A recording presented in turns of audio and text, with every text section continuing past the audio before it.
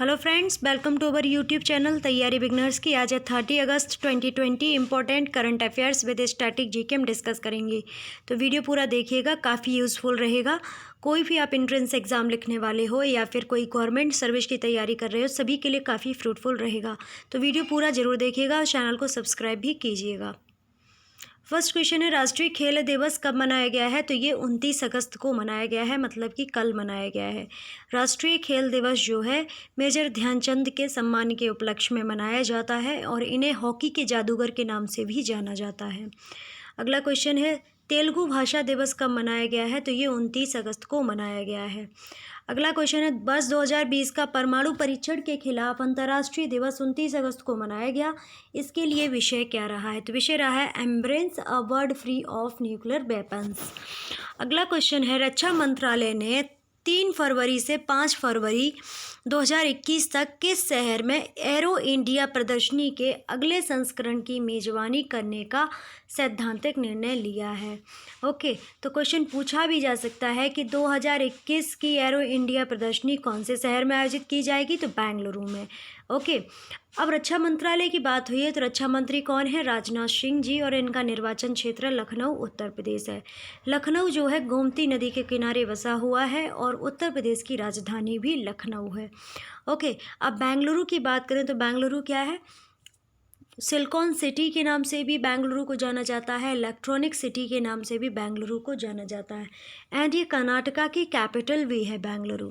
Okay, Karnataka की बात हो रही है तो वी एस येदियुरप्पा जो हैं यहाँ पर सीएम हैं, वेजुवाई बालाजी जो हैं वो यहाँ पर राज्यपाल हैं। कर्नाटक में लोक नृत्य अगर पूछ लिया जाए, बहुत बार पूछा जाता है, तो कर्नाटक का लोक नृत्य याद रखिएगा, यक्षगान होता है। कर्नाटक दिवस जो है वो 1 नवंबर को मनाया जाता है। ज़िले अगर पूछ ले जाएं तो यहाँ पर 30 हैं। कर्नाटक उच्च न्यायालय की बात करें तो इसका गठन जो है 1884 में हुआ था और अभय श्रीनिवास ओका जी यहाँ पर उच्च न्यायालय के न्यायाधीश हैं। ओके, पर्यटन केंद्र की अगर बात की जाए तो टीपू सुल्तान का मकबरा, बीजापुर का गोल गुम्बज, जोग गरसोप्पा जलप्रपात जो कि शरावती नदी पर अवस्थित है, और तुंगभद्रा अभयारण्य, बांदीपुर नेशनल पार्क, नागरहोल राष्ट्रीय पार्क और रमन अनुसंधान केंद्र, केंद्रीय खाद्य प्रौद्योगिकी अनुसंधान संस्थान, मैसूर पैलेस, तो ये सभी जो है यहाँ के प्रमुख पर्यटन स्थल हैं। ओके, प्रथम मुख्यमंत्री अगर पूछ लिए जाएँ तो वो थे केसी रेड्डी और प्रथम राज्यपाल एच.जे. वाडियार थे। तो ये सारी बात याद रखिएगा। महात्मा गांधी ने एकमात्र कांग्रेस अधिवेशन की जो अध्यक्षता की थी 1924 में, वो बेलगाम में की थी। ओके, जो कि कर्नाटक में है, और 1973 में मैसूर का नाम बदलकर कर्नाटक कर दिया गया था, तो ये भी आपको याद रखना है। वेलूर और हेलेविड विख्यात जो है होयसल स्मारक है, तो ये भी आपको स्टैटिक के तौर पर याद रखना है।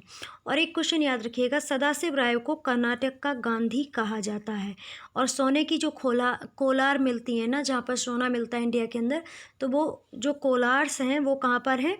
तो वो कहाँ है? कर्नाटका में। जो कोलार और हम्पी, कुछ एक नाम और हट्टी तथा कोलार की जो खानें हैं वो कहाँ मिलती हैं? कर्नाटका में, तो ये याद रखिएगा। अगला क्वेश्चन है, केंद्र सरकार ने किस कंपनी के साथ 5,000 करोड़ रुपए के ऑफर फॉर सेल के 2020 से 21 विनिवेश कार्यक्रम की शुरुआत की है? तो हिंदुस्तान एरोनॉटिक्स लिमिटेड के साथ ये शुरुआत की गई है। अगला क्वेश्चन है, किस संगठन ने भारत में दुनिया का सबसे बड़ा और तेज हाइब्रिड क्वांटम संगणक मतलब कि कंप्यूटर तैयार करने के उद्देश्य से रूस सॉफ्ट नाम की रूसी सरकारी कंपनी और लोमोनोसोव मॉस्को स्टेट यूनिवर्सिटी के साथ एक हस्ताक्षर किए हैं? तो समझौता ज्ञापन पर हस्ताक्षर किए गए हैं। भारतीय प्रौद्योगिकी संस्थान पूर्व छात्र परिषद के द्वारा रूसी जो कंपनी है रूस सॉफ्ट और मॉस्को स्टेट यूनिवर्सिटी के साथ समझौता किया गया है एक सबसे तेज़ हाइब्रिड क्वांटम कंप्यूटर तैयार करने के लिए। अगला क्वेश्चन है, किस संगठन ने बैरूत में धमाके में प्रभावित हुए 640 विरासत इमारतों के पुनर्वास में उपयोग किए जाने वाले धन को आकर्षित करने के लिए बैरूत पहल की शुरुआत की है? तो ये जो शुरुआत की गई है यूनेस्को के द्वारा की गई है। अब यूनेस्को के बारे में जानें तो इसकी फुल फॉर्म हिंदी में तो लिखी हुई है, संयुक्त राष्ट्र शैक्षिक वैज्ञानिक एवं सांस्कृतिक संगठन। अब इंग्लिश की बात करें तो United Nations Educational Scientific and Cultural Organization इसकी फुल फॉर्म हो जाती है। और फॉर्मेशन अगर पूछ लिया जाए तो 4 नवंबर 1945 को हुआ था और हेडक्वार्टर जो इसका है पेरिस फ्रांस में है। अगर इसके हेड पूछ ले जाए डायरेक्टर जनरल तो वो है ऑद्रे अजोले। तो ये सारी बातें याद रखिएगा। ओके, अगला क्वेश्चन है द्वितीय विश्व युद्ध में ब्रिटेन की जासूस कौन थी जो मध्य लंदन में अपने पूर्व परिवार के घर में स्मारक नीला फलक सम्मान से सम्मानित होने वाली भारतीय मूल की प्रथम महिला है? साधारण शब्दों में याद रखिएगा, वह भारतीय मूल की प्रथम महिला कौन सी हैं जिन्हें स्मारक नीला फलक सम्मान से सम्मानित किया गया है? तो वो है नूर इनायत खान। 1944 में इनकी हत्या कर दी गई थी। जो फ्रांस में नाजियों का जो नाजी हुआ करते थे उस समय एक कम्युनिटी थी नाजी, उसका जासूसी कर रही थी। फिर इन्हें पकड़ा गया, बहुत दिनों बाद कोई पहचान नहीं पाया, फिर इन्हें पकड़ा गया। उस समय इनकी उम्र जो है महज 30 वर्ष थी और पर फिर भी पकड़े जाने के बाद भी इन्हें गोली मार दी गई। फिर भी इन्होंने नहीं बताया, कुछ भी इनसे पता नहीं चला कि ये कहाँ की जासूस है, इनका रियल नेम क्या है। ओके, तो इतनी एकदम होनहार महिला उस समय भी थी। नारी सशक्तिकरण पर अभी भी वर्क किया जा रहा है, पर अगर हम बैकग्राउंड में देखें तो वो वहाँ से ही नारी सशक्तिकरण का प्रारंभ हो चुका था। ओके, अगला क्वेश्चन है किस शहर में भारत का पहला अंतर्राष्ट्रीय महिला व्यापार केंद्र स्थापित किया जाएगा? तो ये अंगामाली कोच्चि केरल में खोला जाएगा। अब केरला की बात हो रही है तो केरला की कैपिटल क्या होती है? तिरुवनंतपुरम, जिसे त्रिवेंद्रम भी कहा जाता है। केरल के जो सीएम है पिनराई विजयन है और यहाँ पर राज्यपाल जो हैं आरिफ मोहम्मद खान जी हैं। केरल का जो मुल्ला पेरियार डैम है वो सबसे पुराना डैम है, मतलब कि बांध है, और ये पेरियार नदी पर है। पेरियार नेशनल पार्क भी आपको वहाँ पर देखने को मिलेगा, पेरियार रिवर भी वहाँ आपको देखने को मिलेगी। साइलेंट वैली नेशनल पार्क भी आपको केरल में देखने को मिलेगा। केरल के मोहिनी अट्टम और कथकली लोक नृत्य हैं जो एग्ज़ाम में बहुत ज़्यादा पूछे जाते हैं, तो इन्हें भी याद रखिएगा। अगला क्वेश्चन है 27 अगस्त को 2 दिवसीय विश्व उर्दू सम्मेलन का उद्घाटन किया गया जो कि राष्ट्रीय उर्दू भाषा संवर्धन परिषद द्वारा किस शहर में आयोजित किया जाएगा? तो ये जो है नई दिल्ली में आयोजित किया जाएगा। नई दिल्ली की बात करें तो ये केंद्र शासित प्रदेश है और केंद्र शासित प्रदेश होने के साथ साथ ये हमारे भारत की राजधानी भी है। ओके, यहाँ पर अगर आर्टिकल यूज होता है तो वो होता है 239 ए। इस तरह ये आर्टिकल यहाँ पर यूज होता है। यहाँ के सीएम आप सभी को पता ही होंगे अरविंद केजरीवाल जी हैं और राज्यपाल अगर आपको नहीं पता है तो उपराज्यपाल आपको नहीं पता होंगे तो हम बता देते हैं अनिल बैजल जी हैं। तो ये आपको याद रखना है। उप मुख्यमंत्री अगर पूछ लिए जाएँ, डेप्यूटी चीफ मिनिस्टर जो है वो हैं मनीष सिसोदिया जी। ओके, अगर पूछ ली जाए संसद भवन जो है, राष्ट्रपति भवन जो है कौन से हिल पर अवस्थित है? तो रायसीना हिल पर जो है जो राष्ट्रपति भवन है वो अवस्थित है। ओके, एंड दिल्ली में लोटस टेम्पल आपको देखने को मिलेगा, लाल किला है, हुमायूं का मकबरा, ये सभी चीज़ें, कुतुब मीनार, ये जो है आपको दिल्ली में पर्यटन स्थल के रूप में देखने को मिलेंगी। अगला क्वेश्चन है, अच्छा दिल्ली से थोड़ा स्टैटिक पोर्शन भी कवर कर लेते हैं। ओके, ऑपरेशन शील्ड जो कि कोरोना के विरुद्ध चलाया गया, दिल्ली के अंदर चलाया गया। 5 सूत्री योजना जो है दिल्ली सरकार ने प्रस्तुत की, तो ये याद रखिएगा। एंड दिल्ली विधानसभा चुनाव हैं जो घोषित हुए वो तो आप सभी को पता ही है। प्रगति मेट्रो स्टेशन जो है उसका नाम सुप्रीम कोर्ट स्टेशन कर दिया गया दिल्ली के अंदर, तो ये आपको याद रखना है। अगला क्वेश्चन, 19 अगस्त 2020 तक कुल जनधन खातों की संख्या कितनी हो गई है? तो वो हो गई है 40.35 करोड़ संख्या। ओके, मतलब जो कुल जनधन वो जो आप लोग जानते होंगे जीरो बैलेंस जो खाते खुले थे उनकी संख्या अगर पूछ ली जाए कितनी है तो वो है 40.35 करोड़।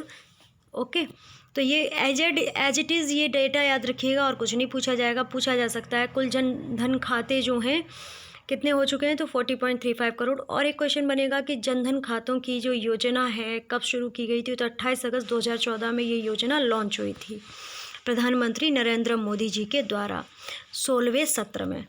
अगला क्वेश्चन है, राष्ट्रीय शिक्षक पुरस्कार 2020 प्राप्त करने वालों की संख्या कितनी है? तो वो है 47।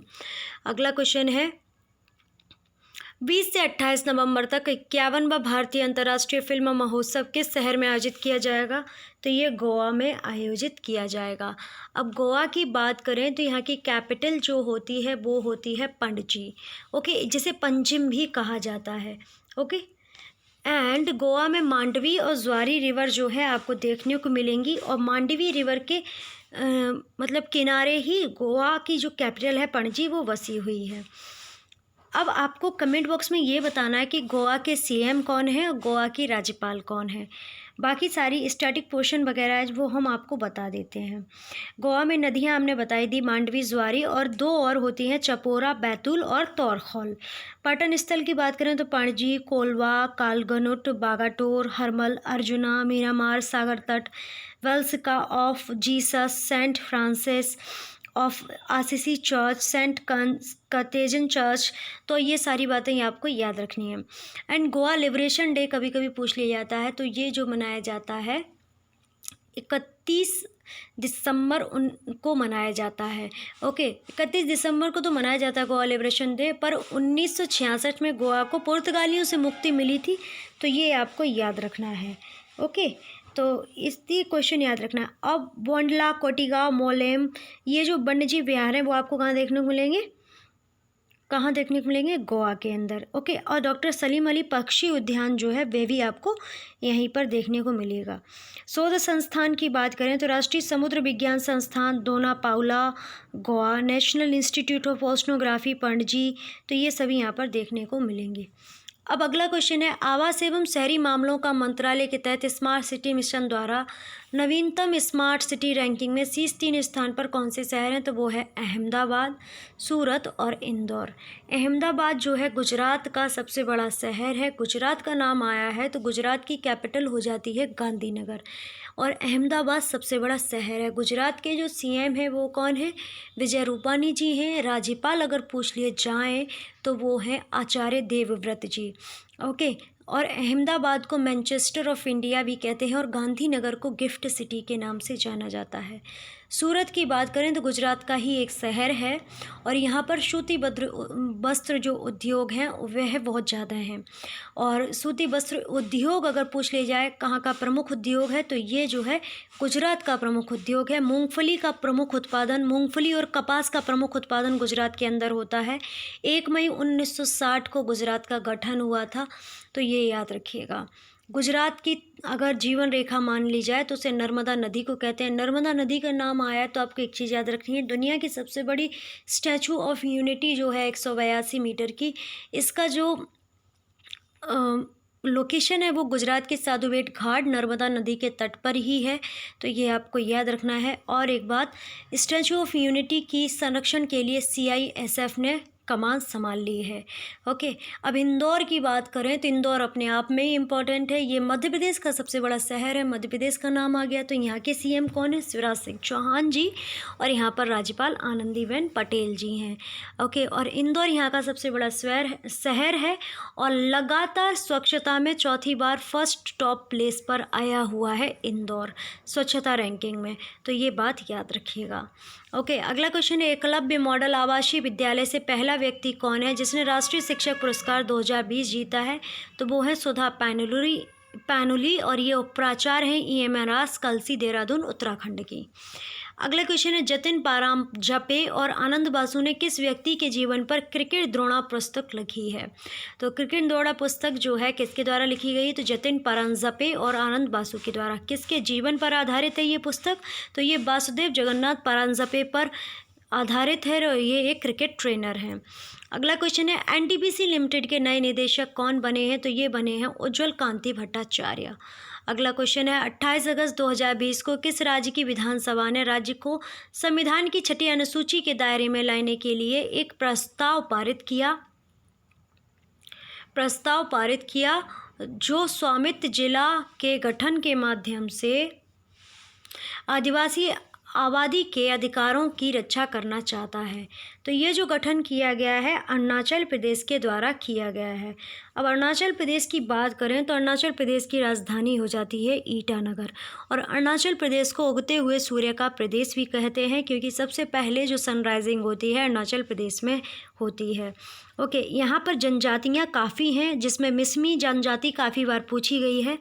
मिसमी जनजाति मोनपा, डफला, आवर, तागिन, बोरी, गारलोंग, आपतानी, मीरो, मेम्बो, पहलवो, शर्मा यहाँ की प्रमुख ट्राइब्स हैं।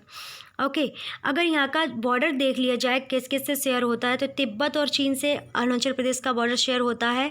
अगर साउथ में देखें तो असम और नागालैंड से इसका जो बॉर्डर है शेयर होता है।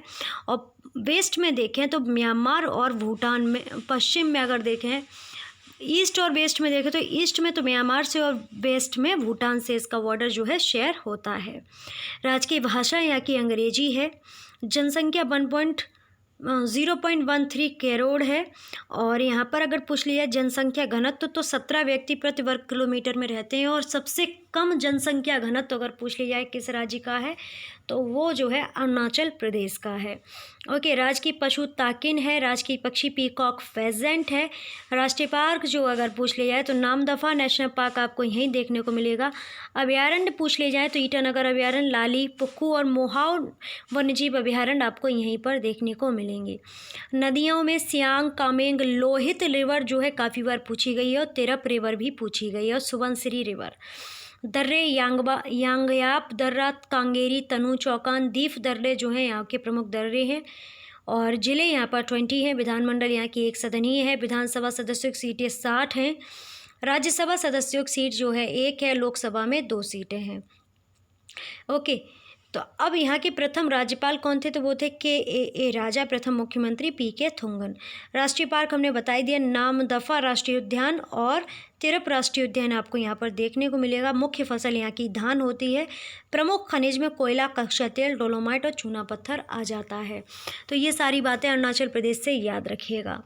अगला क्वेश्चन है, जम्मू और कश्मीर के डोडा जिले में विभिन्न सामाजिक कल्याण योजनाओं के तहत छूटे हुए पात्र लाभार्थियों को लाभ देने के उद्देश्य से शुरू किया गया अभियान कौन सा है, तो वो है इरादा। अब जम्मू कश्मीर की बात हो रही है, तो जम्मू कश्मीर के बारे में बहुत सारे स्टैटिक क्वेश्चन बनते हैं। जम्मू कश्मीर पहले एक स्पेशल राज्य हुआ करता था आर्टिकल 370 के तहत।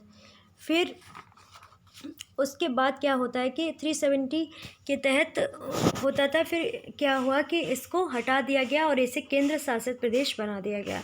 केंद्र शासित प्रदेश बनने के साथ यहाँ से जो 370 आर्टिकल है वो हट गया। इसमें 3 भाग हुआ करते थे, जिसमें से 2 भागों को हटा दिया गया है। ओके, अब जम्मू कश्मीर के लेफ्टिनेंट गवर्नर कौन है, सबसे बड़ी बात ये हो जाती है। तो लेफ्टिनेंट गवर्नर पहले पूछ ले जाएँ तो वो थे गिरीश चंद्र मुर्मू जी। ओके, अब हैं मनोज सिन्हा जी। और गिरीश चंद्र मुर्मू जो है कंट्रोलर एडिटर ऑफ इंडिया बन गए हैं। एडिटर जनरल ऑफ इंडिया बन गए हैं, मतलब कि कैग बन गए हैं, महालेखा परीक्षक बन गए हैं इंडिया के। तो ये भी आपके लिए याद रखने वाली बात है। ओके, और जम्मू कश्मीर के साथ साथ लद्दाख भी केंद्र शासित प्रदेश बना, तो वहाँ के उपराज्यपाल RK माथुर जी हैं। अगला क्वेश्चन है, असम सरकार किस शहर में कौशल विश्वविद्यालय की स्थापना करेगा, तो मंगलदोई विश्वविद्यालय की स्थापना करेगा। असम की बात हो रही तो असम की कैपिटल क्या हो जाती है, दिसपुर। यहाँ के राज्यपाल जो हैं जगदीश मुखी जी हैं। यहाँ पर CM जो हैं सर्वानंद सोनोवाल जी हैं। असम का सबसे बड़ा शहर कौन सा है, तो वो है गुवाहाटी। तो ये भी आपको याद रखना है। और गुवाहाटी उच्च न्यायालय की न्यायाधीश अजय लांबा जी हैं, ये भी आपको याद रखना है। मानस नामेरी वन जो नेशनल पार्क हैं वो आपको यहीं देखने को मिलेंगे। काजीरंगा नेशनल पार्क जो है वो भी असम राज्य में देखने को मिलेगा। काजीरंगा नेशनल पार्क में वन हॉर्स रिनोर्स जो है, मतलब कि एक सींग वाले गैंडे का संरक्षण किया जाता है। ये भी क्वेश्चन पूछा गया है, तो ये याद रखिएगा। अगला क्वेश्चन है, किस राज्य के मंत्रिमंडल ने 2 लाख रुपए से कम की वार्षिक आय वाले परिवारों को 830 रुपये प्रति माह की वित्तीय सहायता प्रदान करने वाली अरुणोदय योजना प्रारंभ की है। अब इतना सारा क्वेश्चन ना याद रखिए, बस इतना याद रखिएगा, अरुणोदय योजना किस राज्य की योजना है, तो असम राज्य की। अब असम के बारे में बहुत सारी बातें बता चुके हैं, तो असम के बारे में एक बात याद रखिएगा कि सबसे बड़ा जो माजुली द्वीप है वो ब्रह्मपुत्र नदी पर जोराहाट ज़िले में असम राज्य में ही स्थित है। ओके, अगला क्वेश्चन है, लद्दाख ने लद्दाख को अनुसूचित जनजाति का दर्जा तथा केंद्र शासित प्रदेश का दर्जा देने के लिए किए गए आंदोलनों में से अपने प्राण न्यौछावर करने वाले शहीदों को श्रद्धांजलि देने के लिए जो पहला शहीदी दिवस मनाया है वो कब मनाया है? तो पहला, अब क्वेश्चन इतना याद रखिएगा, लद्दाख में प्रथम शहीदी दिवस कब मनाया गया है? तो 27 अगस्त 2020 को मनाया गया है। अगला क्वेश्चन है, मणिपुर के स्वास्थ्य मंत्री एल जयंत कुमार सिंह ने किस शहर में ई संजीवनी ओपीडी मंच का उपयोग कर दूर परामर्श सेवा शुरू की है? तो ये जो शुरू की गई है इम्फाल में शुरू की गई है।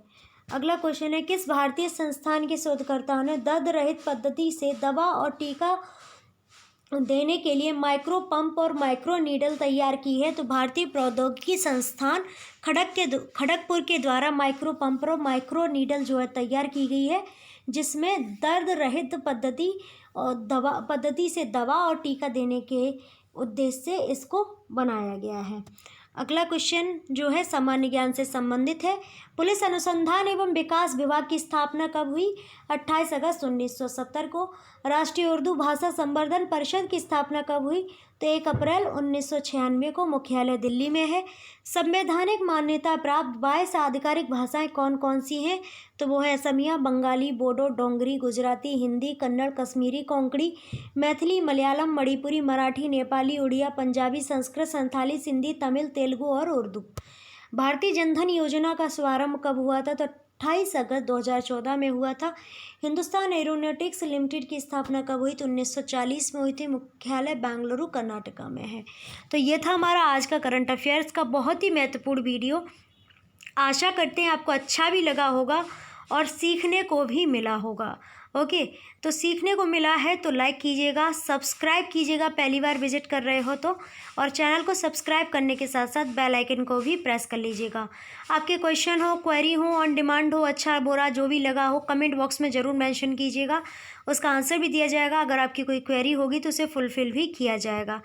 एंड अगर आप नोट्स बनाना चाहते हो या रिविज़न के तौर पर करंट अफेयर रखना चाहते हो तो आप टेलीग्राम ग्रुप को ज्वाइन कर लीजिएगा। उसका लिंक आपको डिस्क्रिप्शन में मिल जाएगा वीडियो के, और वहाँ से आप ज्वाइन कर लीजिएगा तो पीडीएफ वहाँ से प्रोवाइड हो जाएगी आपको। तो आप चाहे नोट्स बनाएं या रिवीजन के तौर पर पीडीएफ भी रख सकते हैं।